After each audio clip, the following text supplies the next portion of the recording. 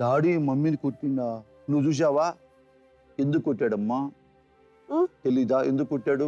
తెలియదు. దేంతో కొట్టాడు? చేత్తో కొట్టాడా కర్రతోనా? కర్రతో కొట్టాడా? తప్పు కదూ. మమ్మీ ఏడ్చిందా? మమ్మీ బాగా ఏడ్చిందా? నువ్వు కూడా ఏడ్చావా? మరి ఇప్పుడు చెప్పు, మమ్మీ మంచిదా డాడీ మంచిదా? డాడీ పిచ్చోడు, మమ్మీ మంచిది. డాడీ పిచ్చోడా? మరి కొడితే పిచ్చోడే కదా, కొట్టవద్దు కదా.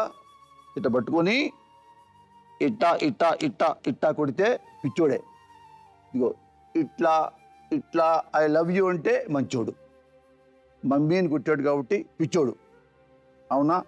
మరి డాడీ పిచ్చి తగ్గుద్దా? నేను పిలిచి డాడీ మాట్లాడానా?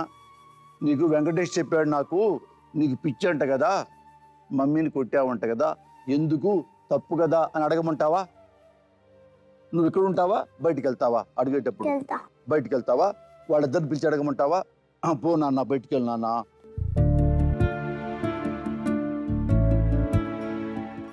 ఈ పిల్లోడు వెంకటేష్ ఏమన్నా అంటే మమ్మీ డాడీ మంచి అంటే డాడీ పిచ్చోడు, మమ్మీ మంచిది.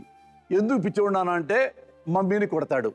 మరి ఇంతకుముందు మీరు ఉన్నారు కదా, నాగరాజు వాళ్ళ అమ్మ నాన్న ఏమన్నారు?